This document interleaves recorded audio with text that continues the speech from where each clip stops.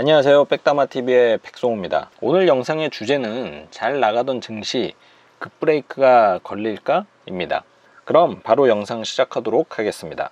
보건 위기로 인해서 급락했던 전 세계 증시, 하지만 경제 재개에 대한 기대감도 있었고요. 그리고 시장에 워낙 크게 뿌려졌던 유동성, 그리고 치료제와 백신 개발에 대한 기대감, 이런 것들로 인해서 전 세계 증시는 폭락 이후에 완벽하게 V자 반등을 이뤄냈습니다. 특히 이 나스닥 지수나 국내 지수는 사실상 주가 지수의 그 수준이 올해 초와 거의 비슷한 수준이니까 거의 사실상 원상복구가 되었다고 할 정도로 상승폭이 정말 예상치 못하게 굉장히 컸습니다. 하지만 솔직히 이 지금까지 상황이 쉽게 수긍되는 상황은 아니죠. 물론 저만 그럴 수도 있지만 어쨌든 그 실물 경제와 주가의 괴리감이 사실 너무나 컸습니다. 아무리 5월 6월이면 모든 것이 다 원상복귀 될 수 있다라는 기대감도 크고 또 시장에 뿌려진 돈이 어마어마하게 많다지만 거의 3개월 전에 주가로 회복이 되는 것은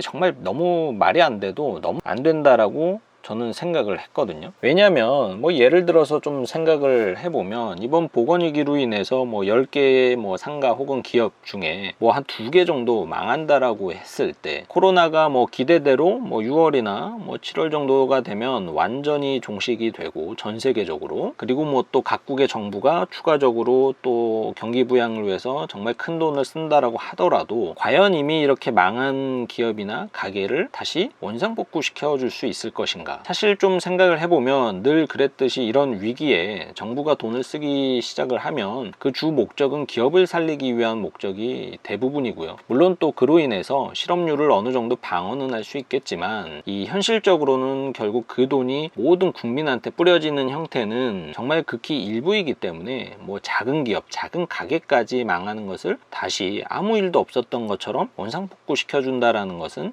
불가능한 것입니다. 즉 그만큼 정말 최소한의 타격은 불가피하다라는 것이고요. 또 그 최소한의 타격마저도 이 회복이 되려면은 적지 않은 시간이 소요가 됩니다. 하지만 현재 이 주가의 모습을 보면 마치 5월 늦어도 6월 중에 전 세계가 코로나 종식 선언을 하고요. 그리고 치료제라든지 그리고 백신, 이게 다 개발이 되고요. 모든 것이 이렇게 다 순조롭게 마무리가 돼서 이 회복되기의 시간, 아무리 짧게 잡아도 9월에서 10월은 돼야 이 올해 초의 모습으로 이제 복귀가 가능할 것 같은데, 이 그쯤을 모두 선반영한 주가의 모습이라는 거죠. 하지만 냉정하게 지난 금융위기 때를 좀 돌아보면 이때에도 다시 이렇게 원상복구되는 데 시간이 약 한 1년 정도 걸렸습니다.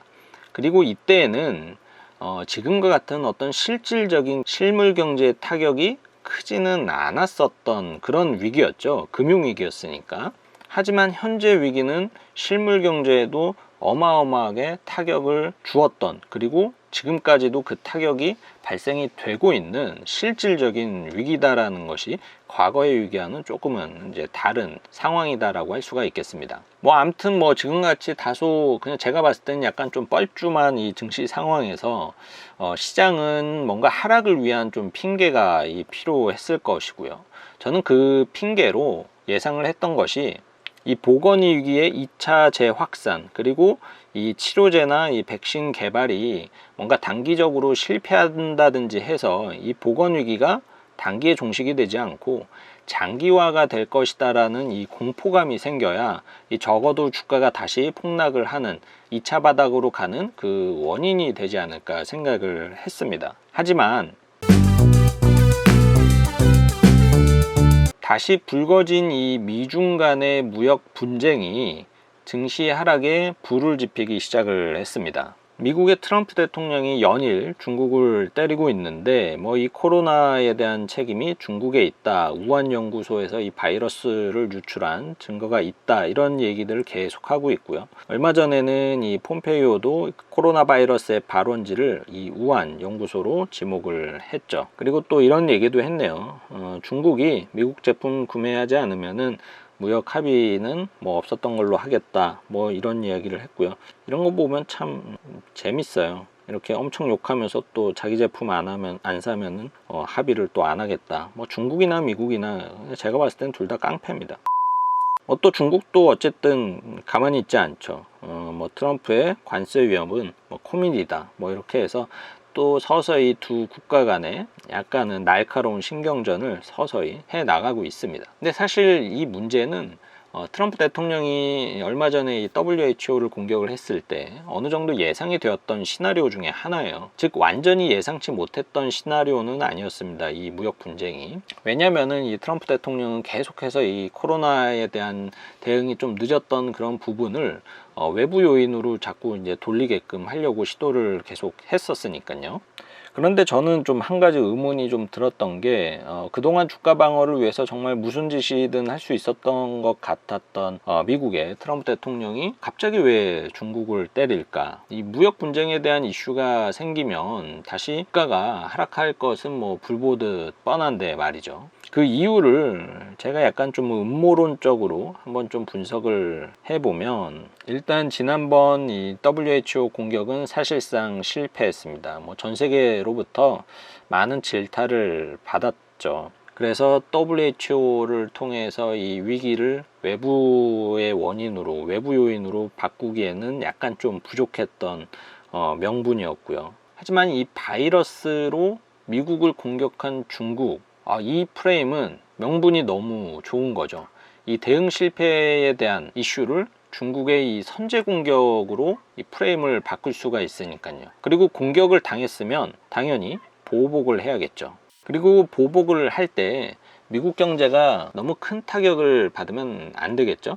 하지만 과거 무역 분쟁 때를 좀 살펴보면 사실 그때 미국은 그렇게 큰 타격을 받지 않았습니다. 오히려 미국의 주가는 계속 올라갔죠. 그래서 이번 무역 분쟁이 다시 생기더라도 주가 하락은 좀 제한적일 거다라는 생각을 했을 것 같습니다. 그리고 설령 이번 이슈로 주가가 하락한다라고 해도 핑계가 또 있죠. 뭐 중국에 대한 보복으로 인해서 단기적 타격은 뭐 어쩔 수 없는 일이고, 또 무역 분쟁을 통해서 중국에게 뺏긴 이 미국의 일자리를 다시 회복시킨다라는 명분도 있을 테고요. 또 지금까지 보건위기로 인해서 이렇게 폭락했던 증시를 이렇게 다시 뭐 금융 대응 잘 하고 해서 많이 회복을 시켜놨기 때문에 이번 무역 분쟁으로 인해서 뭐 주가가 조정이 돼서 뭐 약간 하락한다라고 하더라도 트럼프 대통령 본인 입장에서 봤을 때 뭐 정치적으로 그렇게 크게 타격은 받지 않을 것이다라는 판단을 했을 것 같습니다. 물론 어디까지나 여기는 저 백다마의 음모론일 뿐 그냥 흘려 들으시기를 바라고요. 그렇다면 이번 무역 분쟁 이슈로 인해서 주가는 과연 어디까지 하락을 할까요? 사실 저도 모릅니다. 알 수가 없죠. 제가 그걸 알았으면 여기서 전 재산 다 때려 넣었겠죠. 그리고 지금 꽤 큰 돈을 벌었겠죠. 하지만 저는 이때도 추가적인 하락을 예상을 했고, 이렇게까지 V자 반등을 완벽하게 그려낼 것이다라는 것은 상상도 해본 적이 없습니다. 상상도. 그렇기 때문에 지금 주가가 어느 정도 하락을 할지 예상을 하는 것은 저의 영역은 아닌 것 같고요. 아무튼 뭐 과연 이렇게 모두가 기다리는 1500포인트 정도까지의 급락 올까요? 뭐 이때도 이렇게 느끼셨겠지만은 모두가 기다리는 하락은 잘 오지 않습니다. 뭐 이번 역시도 그렇게 될 가능성이 좀 높지 않나라는 생각이 들고, 또 최근에 이렇게 주가를 좀 경험해 보신 분들은 느끼겠지만은 이 예상이라고 하는 것이 얼마나 좀 부질없는 짓인가, 그것도 좀 많이 느끼셨을 것 같고, 이 예상한다는 것 자체가 사실 신의 영역이기 때문에 이 예상을 하고 투자를 하는 거는 너무 좀 위험한 것 같아서 결국에는 그때그때 맞는 전략 그리고 뭐 원칙을 지키는 것이 필요할 것 같은데, 일단 뭐 저는 이번 이슈로 인해서 이렇게까지의 급락은 쉽지만은 않으리라고 생각을 하고 있습니다. 왜냐면 다시 여기에서 20-30%가 넘는 폭락이 오려면 정말로 큰 공포가 필요한데, 그 공포가 단순히 무역 분쟁으로 인해서 이 정도까지의 공포감이 생길 것 같지는 않고, 적어도 이 보건 위기가 장기화가 되는 이슈가 추가적으로 있어야지만이 이 엄청난 폭락이 있을 것이다 라고 생각을 하고 있거든요. 그렇기 때문에 지난 한두 달 동안에도 저도 충분히 많이 느꼈지만, 역시 최선의 전략은 분할 매수 전략 밖에는 없다. 계속 이러한 시점에서 추가적으로 사는 방안 외에는 주가를 정확하게 예측을 하고 대응하는 것 자체가 불가능하기 때문에 나눠서 사는 게 가장 현명한 투자 전략이 될 수가 있겠는데요. 결국 이번에도 마찬가지죠. 주가가 1800 후반에서 바닥 찍고 다시 올라갈지, 아니면 추가로 하락을 좀 더 할지, 아니면 전혀 예상치 못하게 완전 바닥으로 기어 들어갈지 사실 전혀 예상을 할 수가 없는 상황이기 때문에 결국에는 또 이렇게 나눠서 매수를 하는 것 외에는 뭐 특별히 좋은 방안은 없다라고 생각을 하고 있고요. 다만 투자자들마다 좀 더 큰 폭락을 예상을 한다라면은 초반에는 조금씩 들어가고, 반대로 이번 조정이 그렇게까지 깊지는 않을 것이다 라고 생각을 하는 분들은 초반에는 좀 많이 들어가는 그런 전략을 취하는 게 그나마 할 수 있는 최선의 전략이 아닌가 생각이 듭니다. 참고로 저는 국내보다는 미국 주식에 대한 메리트를 훨씬 더 많이 느끼기 때문에 이번 조정장을 좀 기회 삼아서 국내보다는 미국에 대한 비중을 훨씬 더 많이 가져갈 생각을 갖고 있고요. 여러분들도 너무 뭐 국내만 고집하지 마시고 뭐 미국이라든지 중국이라든지 좀 더 투자의 눈을 넓히시는 건 좀 어떤지 한번 생각을 해보셨으면 좋겠습니다. 네, 오늘 영상은 이렇게 마무리하도록 하고요. 오늘 내용 도움 되셨으면 좋아요와 구독 눌러주세요.